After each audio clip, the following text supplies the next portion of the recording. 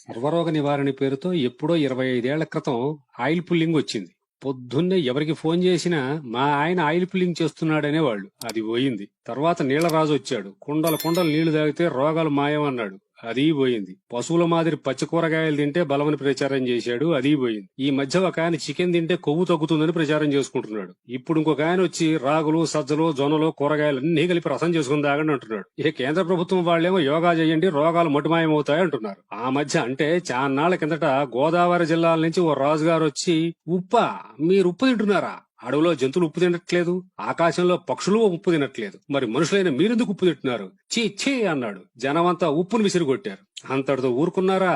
నూనె, నెయ్య, మీరంతా నూనె తాగుతున్నారా? నెయ్యి తింటున్నారా? మళ్ళీ సేమ్ డైలాగ్. అడవిలో జంతువులకి నూనె మిల్లులున్నాయా? అవి డబ్బాలు డబ్బాలు నూనె తాగుతున్నాయా అన్నాడు. చుక్క నూనె లేకుండా బజ్జీలు, గారెలు, పకోడీలు ఎలా చేసుకోవాలో జనాలందరికీ ఒలిచి చేతిలో పెట్టినట్టు చెప్పాడు. సరే, జనమంతా నూనె డబ్బాలకు సెలవిచ్చి చుక్క నూనెతో తాళింపులు మొదలుపెట్టారు. ఇక జనాలంతా ఒక పక్క ఎండు రొయ్యలై బుద్ధిగా మాట వినే దశకొచ్చారన్న నమ్మకం కుదిరాక ఒకనొక మంచి రోజు చూసుకుని కృష్ణానది పక్కన మంచి స్థలంలో ప్రకృతి ఆహార ఆశ్రమం అని ఒకటి మొదలైంది. ఇంకేముంది, రోజుకింత నెలకింత అని ప్యాకేజీ రూపంలో వసూలు చేస్తూ ప్రజలకు ఉప్పు నూనె లేని విందులు చేస్తూ 3 పచ్చి కూర ముక్కలు, 6 ఆకుకూర రసాలతో నిత్య నూతనంగా విలసిల్లుతుంది. సరే, ఇదిలా ఉండగా ఇంకొక ఆయన ఎవరో రాగి చెంబులంట. రాగి చెంబుల్లో నీళ్లు నింపి చంద్రుడి ఎదురుగా పెట్టి తెల్లారి ఆ నీళ్లు తాగితే అసలు చావేరాదని ఘంటాపదంగా చెప్పాడు. ఇంకేముంది, కోట్లల్లో పడి రాగి చెంబుల వేట.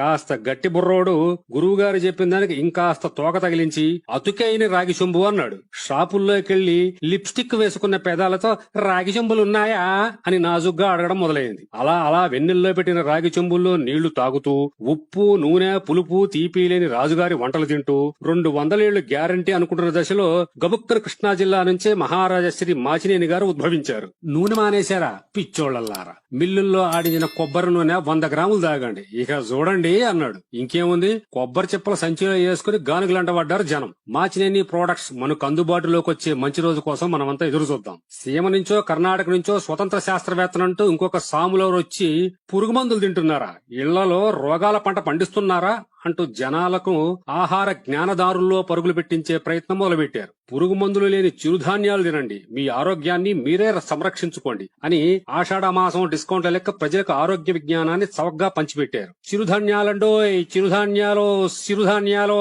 అంటూ పాలు తాగితే హార్మోన్స్ ఇన్బ్యాలెన్స్ అయి చస్తారు, సిరిధాన్యాలు తినండి, చావకుండా కలకాలం బ్రతకండి అంటున్నాడు. ఇంకేముంది, తెల్లటి ములకొలుకుల అన్నం, కర్నూలు సోనా బియ్యపు అన్నం తినే బేబక్కాయిలంతా సామలున్నాయా, అరికలున్నాయా, సొజ్జలున్నాయా అంటూ షాపులోళ్ళని పరుగులు తీయిస్తున్నారు. వీళ్లంతా ఇలా ఉన్నారు, నేనేం తక్కువ అంటూ మట్టి కుండల్లో వండుకొని తినడం మంచి ఆరోగ్యం అని మూలనున్న మరో మట్టి శాస్త్రవేత్త గారు పురావస్తు గృహంలో నిద్రలేచి మట్టి కుండ యాష్ట్యాక్ కట్టారు. విచిత్రం ఏంటంటే వీళ్ళెవ్వరూ డాక్టర్లు కాదు, ఆరోగ్య శాస్త్రం చదువుకున్న వైద్యుల్ని మాత్రం ధాటిగా విమర్శిస్తుంటారు.